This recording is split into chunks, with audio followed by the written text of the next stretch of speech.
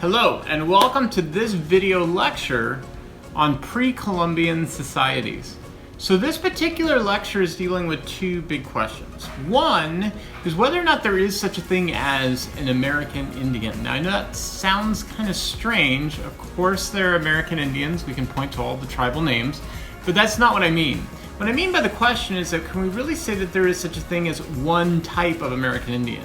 Our stereotype in American history has either been the barbaric American Indian or the peace-loving American Indian. Both of these, I'm going to argue in this particular video lecture, are simply inaccurate. The truth is, our stereotype of the American Indian is based upon the first type of American Indians that Christopher Columbus came across. And he came across a group of Indians called the Iroquois Indians. The Iroquois Indians fit the stereotype we tend to have. A tribal group that was incredibly peaceful, that did not know any war. Well, why is this the case? Well, they were located in the area of the Caribbean, and that means that they were located away from the mainland and they were geographically isolated. So they had plenty of resources and they really didn't need to war with one another. It was based upon this that we established this sort of like romantic notion of the American Indian. The other big question that I want to talk about in this particular lecture is how successful were the American Indians in being able to adapt to their environment? And I think you know where I'm going to be going with this. They were highly successful. I'll just give you one example of this. The Aztec Indians, who were located within central Mexico, had 120,000 people, and they controlled a population of over 2 million people. Compare that at the same time period to Paris, that had 60,000 people, or London that had 10,000 people. This video lecture is going to get into why they were so successful. So, two big questions, the diversity of American Indians and how successful they were. Okay, I'm all ready because I've got my coffee. Very important to me. I hope you're all ready and you've got your notes. Let's get going.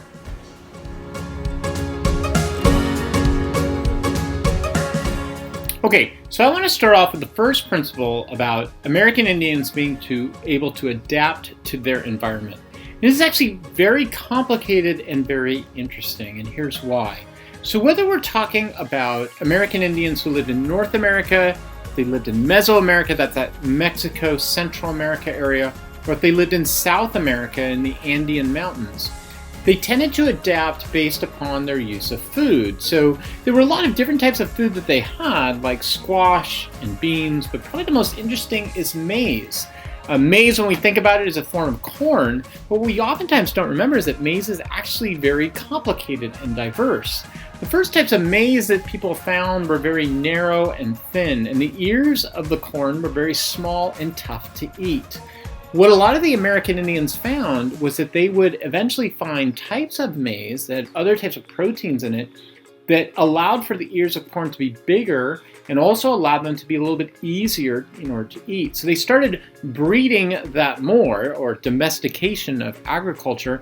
And as we know from principles of evolution, if you start breeding a particular element and keep using it, the others tend to die off. And that's exactly what ended up happening.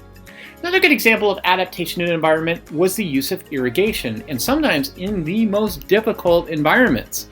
So the Aztecs are a really good example of this in central Mexico.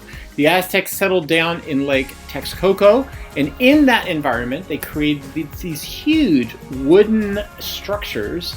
They were basically these square structures that were called chinampas, in which they were able to store water in the middle of this desert. In fact, they eventually created something that is kind of famously known as the floating gardens of the Aztec Empire. What's amazing about these ways that they were doing this at this time period was their ability to adapt to their local environment. And as we talked about in the introduction, this is not minor. If you contrast this or compare it to what was going on in Europe at the time, the Aztecs and the other civilizations that we find in the American Indians were creating massive groups of people that could easily compete with the numbers of people who were out in Europe. So let's take a look at a few examples then of different American Indian groups. One of the ones was in the Southwest. Now within the Southwest of what is today known as North America, the desert there is incredibly arid and difficult to survive in. Most of the groups in this area were tribal groups that tended to be nomadic. However, we do find that one group, at least, called the Anasazi, eventually settled down in this arid environment and created what are known as the cliff dwellings in the Mesa Verde. Now, what's amazing about these, I remember back in high school when I saw these things, I just kind of passed over them in the textbook. Who cares, right? They were able to create a city out of the rocks of the cliffs. And in that arid desert environment, they eventually created a situation in which 1,000 people would be supported. Now, we do know that eventually this collapsed, and we know too that near the end, they were practicing cannibalism. This suggests the story that we're kind of familiar with why societies tend to collapse. As societies are able to grow more food, their populations grow. As their populations grow, they need more food. And eventually, because of the environment around them, they just can't support that growing food population. They almost cause their own demise. The fact that there was cannibalism at the end suggests that this particular society, the Anasazi, had grown their population pretty successfully for a long period of time, but then eventually just couldn't keep up with the local environment, and a local drought and probably famine eventually led to their collapse.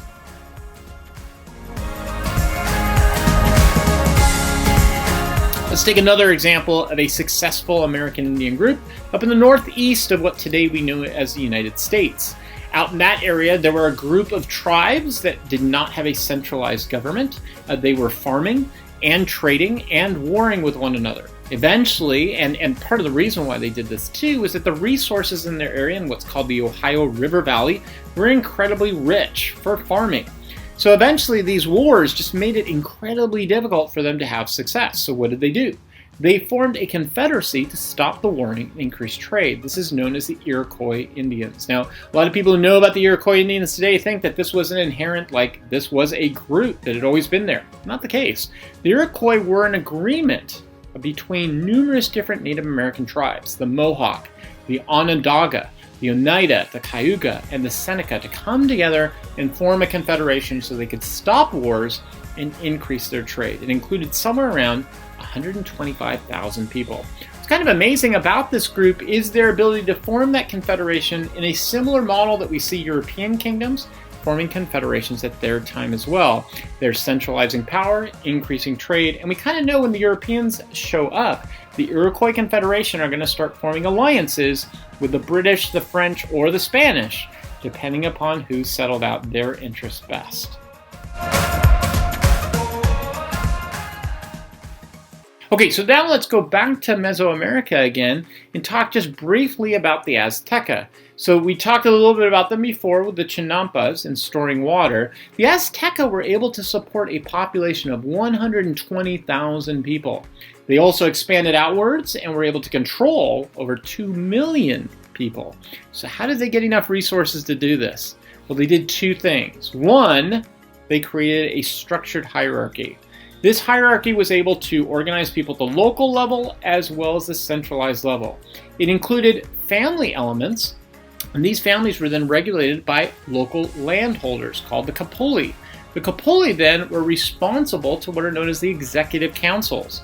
And the executive councils would elect a person in charge called the Tlahtani. And above the Tlahtkanis was the Huitlahtani, or the emperor. Now, what's so amazing about this is that they came up with a system similar to our own.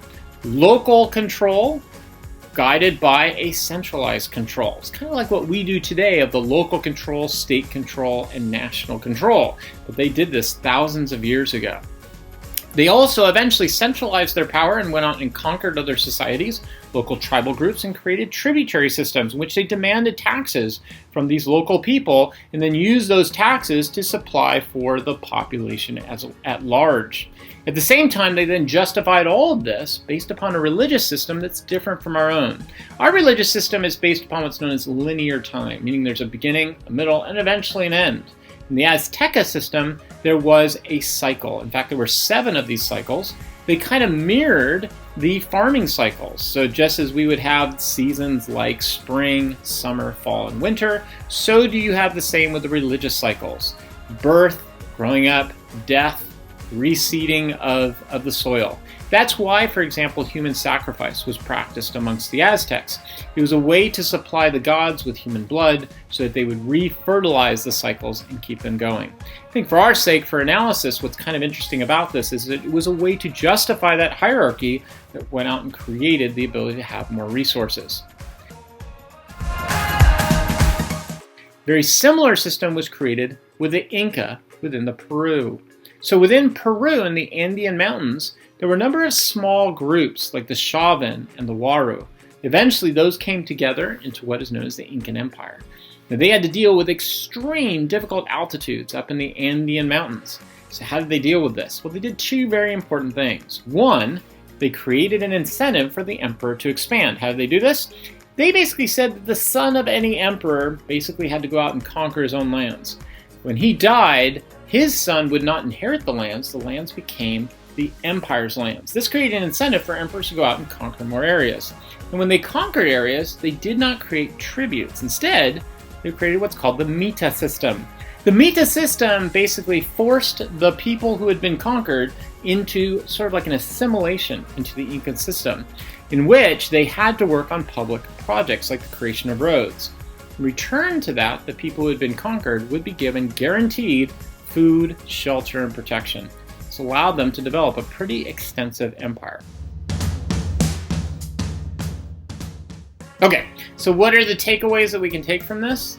First of all, very important, there is no such thing as a Native American. Instead, there were American Indian groups, nomads, farmers, confederacies, and empires. They adapted to their local environment through nomadic lifestyles, breeding different types of crops, and organizing irrigation systems.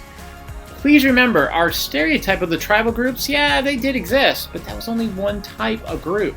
They also had incredibly complex political systems, confederacies, empires, local centralized control, religious systems that justified these hierarchies. So I think what's going to be important for us as we go forward is to understand that when the Europeans came here, they were dealing with very complicated systems that in many ways paralleled their own in the competition in the game for power.